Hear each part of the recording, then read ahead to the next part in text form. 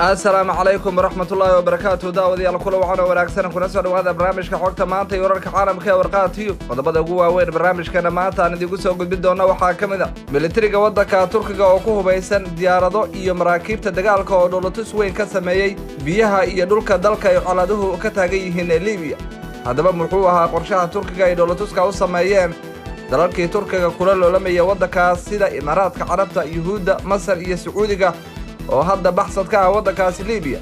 Maxaad kala socotaa qorshaha uu madaxweyne Erdogan uu dajiyay ee qasbay in xulafada Mareykanka ay ka baxaan garabka Xaftar? Turkiga waxa uu saldhiga doonaa dalkan waqooyiga Afrika ku yaala ee Liibiya isagoo taageero ka haysta dalalka Mareykanka iyo Ruushka. Xogihii iyo macluumaadkii ugu dambeeyay waddankaas Liibiya xasuuq loo geystay muhaajiriin Soomaaliyeed ku jirto iyo sida adduunku arinta uga falceliyay ayaan barnaamijkeedii ugu soo gudbin doonaa insha Allah. waana 13 bisha 6 ee Juun maalin sabti sanadka 2020 marka hore ku soo dhawaada wararkii dunida. madaxweynaha Jamhuuriyadda Federaalka Soomaaliya Madaxweyne Maxamed Cabdullaahi Farmaajo ayaa la filayaa inuu booqasho uu ku tago waddanka Djibouti halkaas uu kaga qayb gali doono kulan saddex geesood oo la yeelan doono madaxweynaha waddankaasi Djibouti Ismaaciil Cumar Geele iyo ra'iisul wasaaraha waddanka Itoobiya Abiy Ahmed.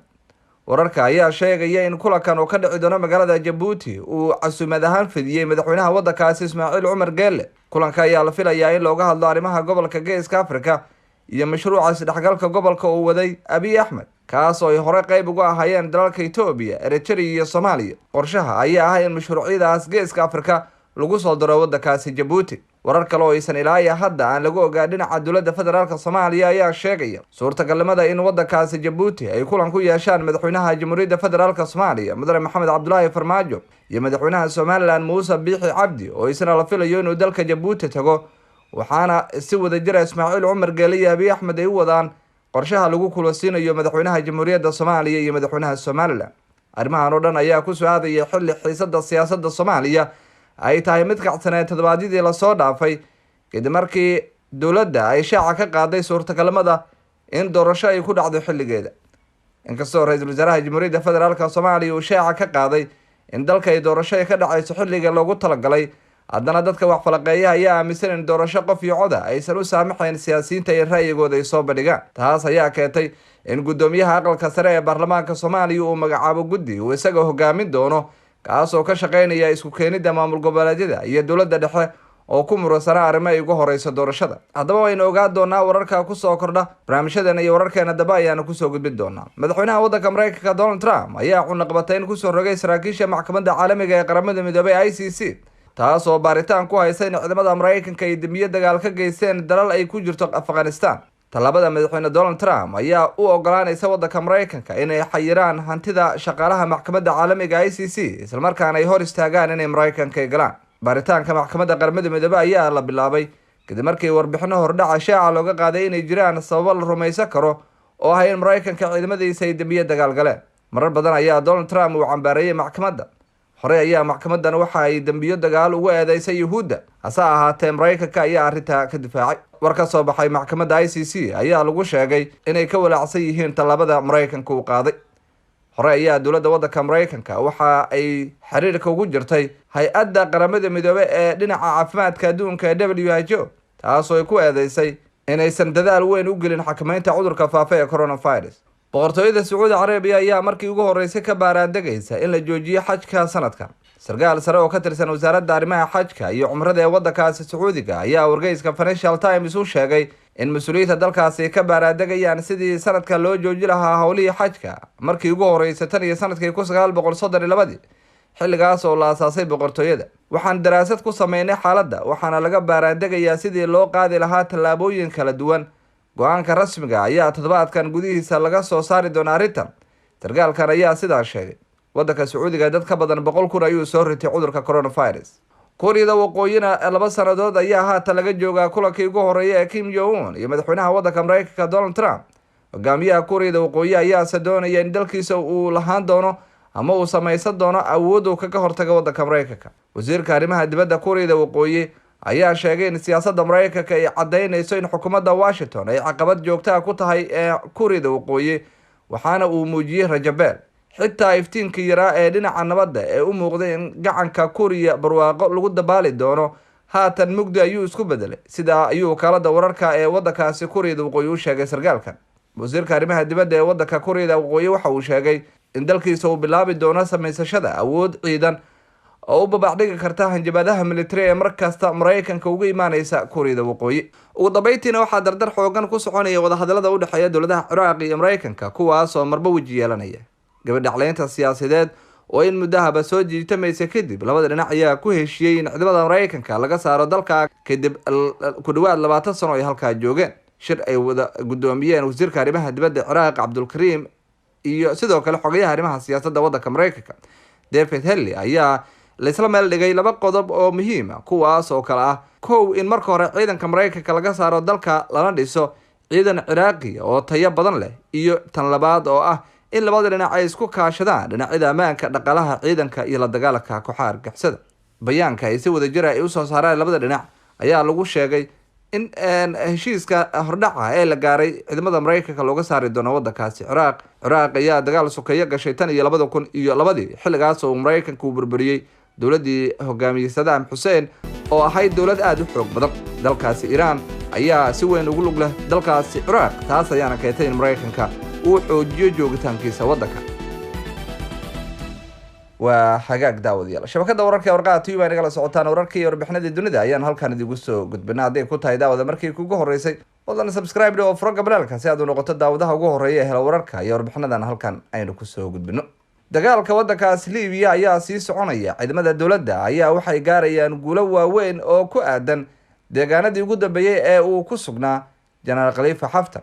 hadda ciidamada dowladda ayaa doonaya inay qabtaan magaalada waqooyi galbeed ku taala ee Misrata oo 250 kilomitir u jirta ama dhinaca waqooyi galbeed kaga beegan magaalada xeebta ee Sirta, halkaas oo ay ciidamada xoogga dalka wadankaas Liibiya ay horey uga qabsadeen General Khalifa Haftar.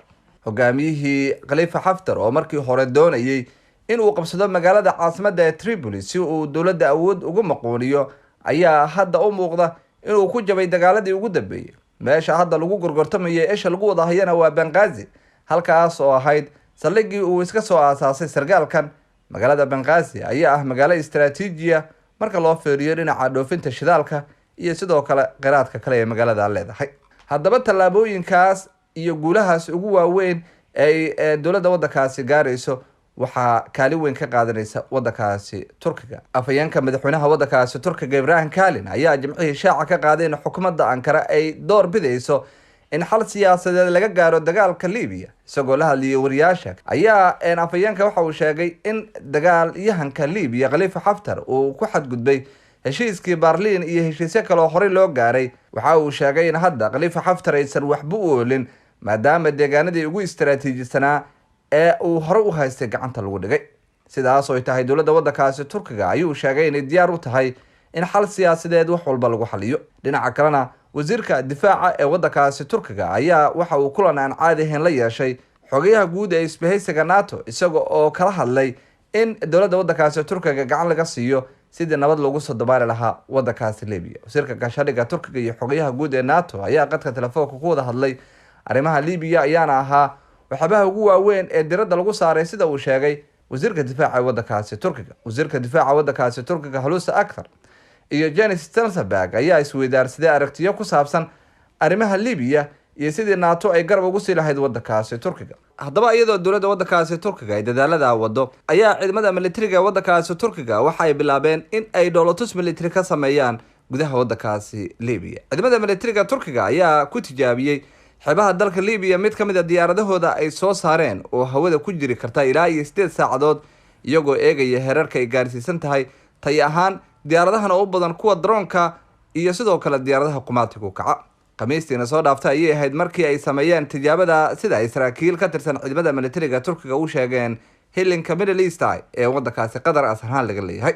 wareegtooyin kala madax bannaan oo ay soo saareen ciidamada cirka dalkaas iyo kuwa badda ayaa lagu sheegay inay bilaabayaan tababaro iyo sidoo kale dowlatus military oo ay ku tijaabinayaan waxay ku sheegeen biyaha furan ee bariga badda Mediterranean-ka oo ah goobaha istiraatiijiga ah ay hadda quudaraynayso xukuumadda Ankara in ay iyadu kor ka ilaashato.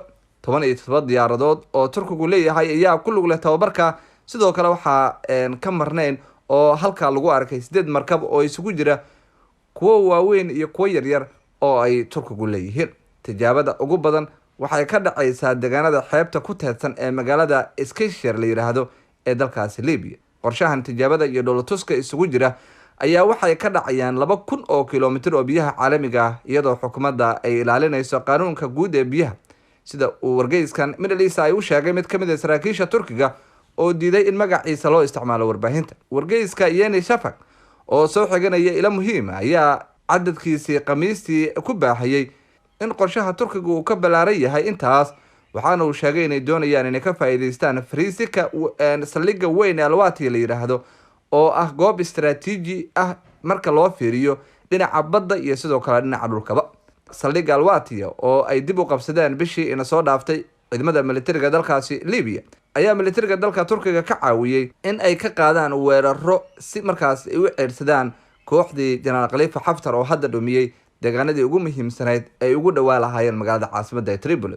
Inkastoo Liibiya uu saaran yahay cunaqabataynta ay qaramada midoobay ku soo rogtay ee dhinaca hubka 9 sano ka hor markaas oo dalka uu ka qarxay dagaal sokeeye, haddana Turkiga ayaa ka mid ah dowladaha sida weyn ugu lug leh siyaasadda Liibiya isagoo taageeraya dowladda uu caalamku aqoonsan yahay ee waddankaasi ka jirta.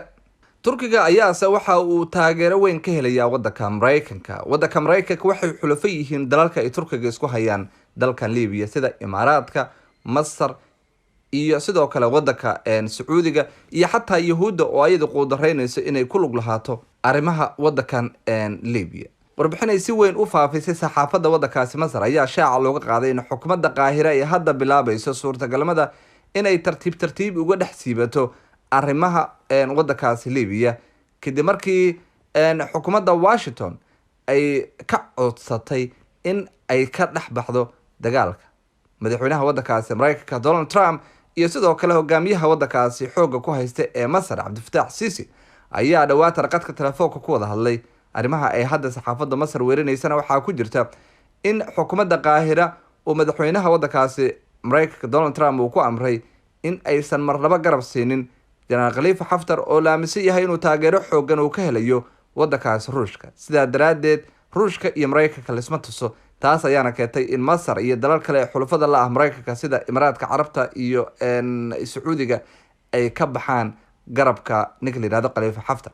Xataa waxaa la sheegay in taageero fara badan oo ay dalalkan Carabta ay sii lahaayeen hogaamiyahan la joojiyay. Tan ayaa guul weyn u ah waddankaasi Turkiga, kaasoo ugu dambeyntii keli ku noqon doona in uu dejiyo xaaladda dalkaasi waqooyiga Afrika ku yaala ee Liibiya ee barwaaqada ku ah dhinaca saliidda.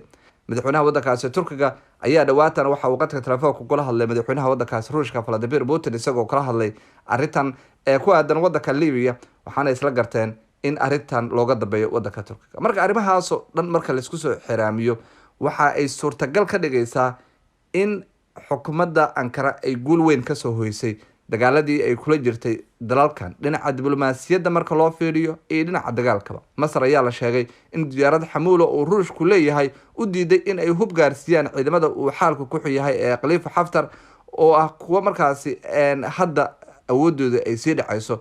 Warbixin cusub ayaa sidaa shaaca looga qaaday. Marka talaabada ay hadda xukuumadda Masar qaaday ayaa waxa ay soo dedejinaysaa in Khalifa Haftar uu jabkiisii sii socdo oo guud ahaanba waddankaasi laga qabto. Laakiin qaramada midoobay iyo dalal kale adduunka ayaa waxa ay si weyn u cambaareeyeen ilaa iyo meydadka dad ka badan 150 qof oo muhaajiriina oo laga helay ayagoo hal meel lagu aasay magaalada Tarhuna oo ah magaalo istiraatiijiya oo ay dhawaatan gacanta ku dhigeen ciidamada dowladda waddankaasi oo taageero ka helaya dowladda waddankaasi Turkiga. kadib markay ciidamada Liibiya ka xoreeyeen isbuucii hore maleeshiyaadka daacaddu ah Khalifa Haftar.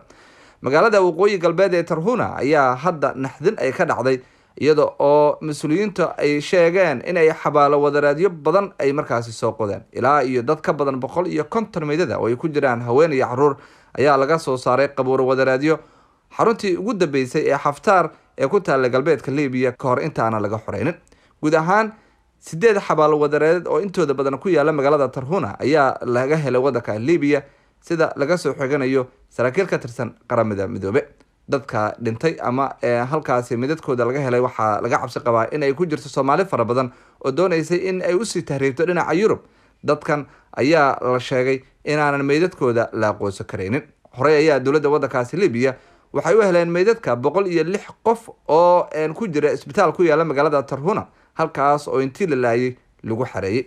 marka falalkaas gaboodfalada ah iyo xasuuqa ka socda waddanka libiya waxay ku riixaysaa dalalka adduunka in ay taageeraan dowladda uu caalamku aqoonsan yahay, taas oo ugu dambeyntii ka dhigi karta dalkaas mid nabdoon oo uu Turkiga markaasi kor kala socdo, taas oo sidoo kale fashilanaysa qorshihii Imaaraadka Carabta, dalkaasi Greega, waddanka Masar, Yahuuda iyo Qubrus ay ku doonayeen in Turkiga lagu cadaadiyo inuusan saldhigan biyaha badda Mediterranean-ka oo muhiim istiraatiiji u ah dalalkaas marka loo fiiriyo kheyraadka iyo dhinaca shidaalka ay doonayaan inay ku sahamiyaan. barnaamijkeena maanta intaas ayaan kusoo gabagabay doonaa barnaamij kala mid ah insha Allah intaan ku kulmi doono waxaan idinka tagayaa sida ay nabadgelyo. Assalaamu calaykum waraxmatullaahi wabarakaatuh.